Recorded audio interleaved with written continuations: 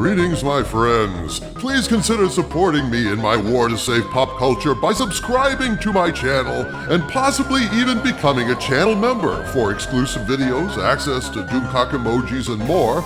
And if you like this video in particular, please consider using the new Super Thanks feature and putting a tip in the tip jar located next to the like buttons down at the bottom of the video. Thank you for watching, and now, on to the video. Greetings, my friends. I am Dictor Van Doomcock, the future ruler of Earth, and I come to you today with a story that, like Sgt. Pepper's Lonely Hearts Club Band, is guaranteed to raise a smile. As you all no doubt know by now, Eric July's comic book company, the Rippaverse, has been rocketed to new heights of glory by fans eager to support his mission to create new and engaging myths amid the rubble of Hollywood's woke wasteland and the desolate ruins of the American comic book industry. In less than a week, the Rippaverse has raised over $2.5 million in a stunning success story that also serves as a gob of spit squarely thrust into the eyes of the American comic book industry and Hollywood. According to my Hollywood spies, these bastions of wokeness and propaganda are eyeing the situation with fear and envy, and they're reeling at the notion that a nobody in their eyes, free of their control, has raised over $2.5 million from fans eager to support excellent stories free from the yoke of woke. I will have more information about Hollywood's reaction to the success of the Rippaverse in a moment. But to hell with Hollywood.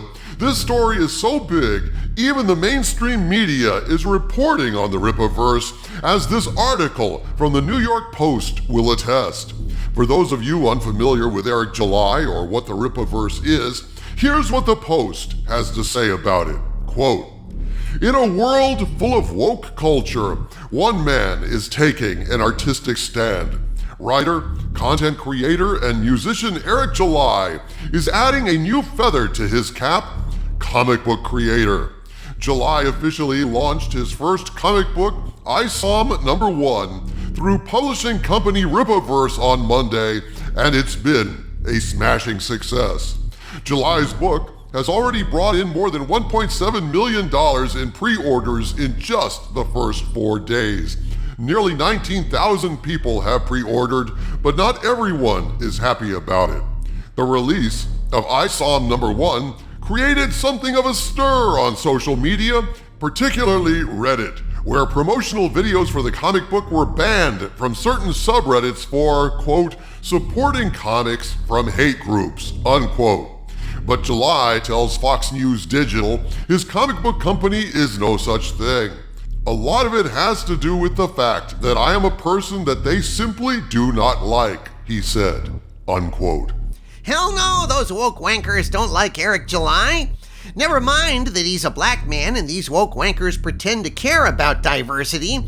He's a black man that isn't buying the acceptable woke narrative, who is thinking for himself and going his own way. So of course they have to take him down, right? Those hypocrites. They support equality and diversity so long as the diverse people toe the same old party line and say the right things and stick to their little woke talking points. Otherwise, those diverse people are part of a hate group and need to be canceled.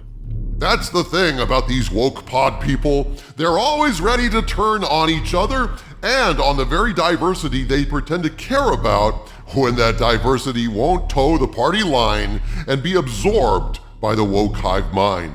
Now Hollywood is seeing the power of one individual who won't bend the knee.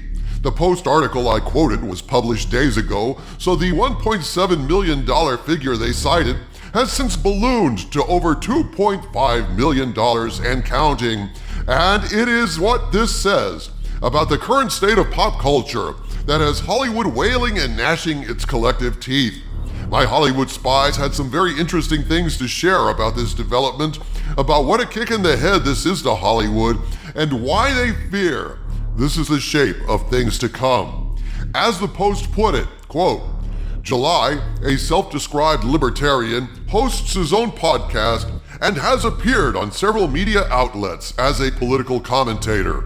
July said he is on a mission to spread liberty, speak out against nonsense, and work towards a more free and prosperous society, unquote.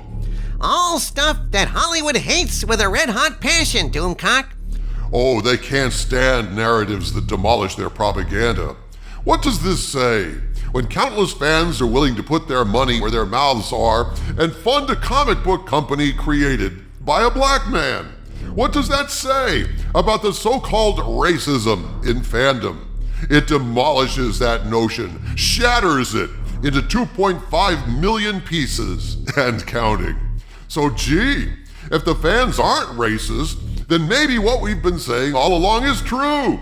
Maybe what we fans hate isn't diversity at all. It's incompetence, propaganda, and sheer lack of respect and quality, just as we've said all along.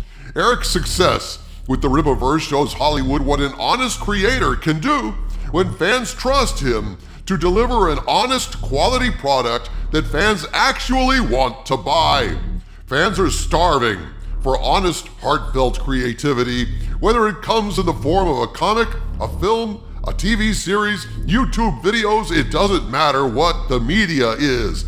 Fans will show up for it if it is sincere and respectful, and that's what has Hollywood so pissed off. My Hollywood spies contacted me this Friday and told me that the Rippaverse is making money hand over fist, and then told me here's why this is important from Hollywood's point of view. My spies told me, quote, "We have been deluged with calls today on this subject, how pissed certain companies are about how this person has taken their money," unquote. Hey, I grant you it's a big success, Doomcock, but $2 million is peanuts where Hollywood is concerned. But you see, Harvey, it's not the money per se. It's what the success tells Hollywood about how badly they've failed and how much cultural ground they've lost. Hollywood CEOs at the highest level have made note of the success of the Rippaverse, and they're going to try to use this success as ammunition against the woke wankers inside their own companies. My spies told me, quote, "We also have been told there are two CEOs, Zaslav and Bob Chapek, that are using this to show the boards," unquote.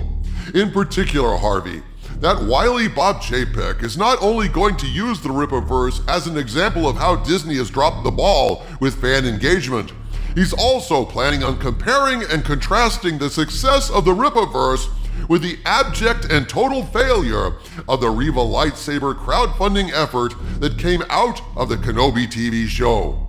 Consider this, folks. HasLab made a public crowdfunding campaign to fund the creation of a high-tech Riva lightsaber collectible toy. This was kind of a weird thing for a toy company to do, right? They're a successful business. They're Hasbro. They didn't need the public's money ahead of time to fund this toy. They could have basically made the toy and then sold it. But I guess something told them, hey, before we make this Riva lightsaber, we better make sure that we can sell the damn things. So HasLab created a crowdfunder to get pre-orders for this lightsaber to finance production. They only needed 5,000 supporters to trigger production of that toy. And, well, needless to say, you will not be getting a Riva lightsaber for Christmas this year. Forget 5,000 backers. Disney couldn't even get 2,000 backers. Indeed, when HasLab finally pulled the plug on the crowdfunder, they had only gotten 1,413 backers. Folks, bear in mind, we're talking Star Wars here. We're talking a TV show with Ewan McGregor and Hayden Christensen reprising their classic roles of Obi-Wan Kenobi and Darth Vader. Star Wars used to be a merchandising juggernaut. Lucas made more money from toys and licensing than he did with the actual movies themselves. It was a license to print money. But Kennedy had a license to kill that license to print money. And now Star Wars has fallen so horribly low, they could not even drum up 5,000 lousy fans willing to buy Riva's lightsaber. Shit, they couldn't even get 1,500 fans. Compare that to the Rippaverse that raised over $2 million in a few days with about 29,000 backers and counting for something that no one has even seen yet.